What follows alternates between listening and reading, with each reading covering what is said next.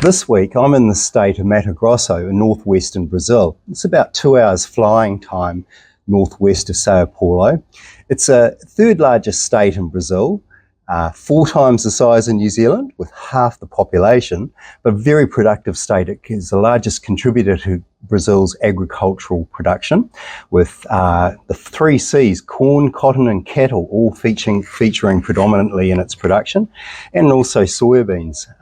I'm here as a guest of the Brazilian Association of Corn Ethanol Producers, and with me is their International Affairs Manager, Andrea Verissimo. Hi, Andrea. Thank you for having me over, along with the others. Yeah. Yes. Andrea, it's an interesting trip. It's not somewhere I would normally have thought I would be coming to. Mm-hmm. And I'm one of several journalists here as a guest to see how corn ethanol is produced. And corn is a crop that's not traditionally grown in large scale in Mato Grosso, is it? But it's increasing. Is that right? It's large scale and it's increasing. It's both, actually. Right. And there's something very particular about corn production in Mato Grosso. We have something called double cropping. Right. So it's a second crop. So within the same land, you produce soya beans, and then after that, you produce corn. Right. And the largest amount of I would say 99% maybe, of the corn that's going into ethanol production is coming from that second crop. Okay, right. And it's the output of the ethanol production that's of interest to New Zealand farmers, isn't it? Because you produce, as a result, dried distiller's grain, which is a byproduct, isn't it? And a cattle feed, Yeah. And not only for cattle, it can also be used for sheep, well, it can be both for dairy and beef cattle, and then swine, and then poultry, fish, and even companion animals. So it's a very... And DDG is something very interesting because it's more rich in nutrients than corn itself. Right. It's like 3 times more nutrient. And major nutrient being protein, is it? Or? Protein and energy both. Right. So on average, what sort of protein percentage would you expect to find in it? It varies a little bit. I don't know by heart, but we have 13 different types. We'll learn that over the week. We'll find out more about that. Keeping numbers in my head. Yeah. That's why I always write them down.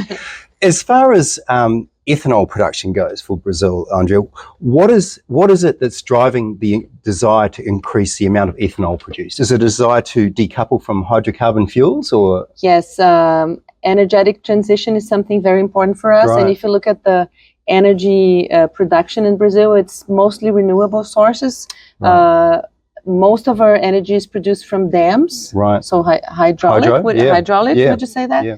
And then we've been producing ethanol from sugarcane for a very long time, and this is a brand new industry. Corn from ethanol being produced from corn. It only started in 2017, and we're going to go to the first plant.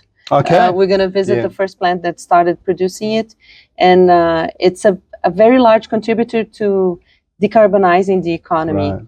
And in Brazil, we have the largest mandate of adding renewable fuels into the gasoline. Okay. Yeah. So you can add a high proportion of ethanol to your fuel. Yeah. In Brazil, it's the largest mandate in the world. Right. It's 27%. Right. So if you fill up your tank with gasoline, it's going to have 27% of ethanol. Right. So that's and you don't have to change the engine in your car. Yeah. Yeah. It can be a normal engine, and it works as well. Yeah. So as it stands at the moment, Andrea, I understand New Zealand is the second largest market for dried distiller's grain from the ethanol. And the reason why we invited you is we want New Zealand to learn a little bit about our production. Sure.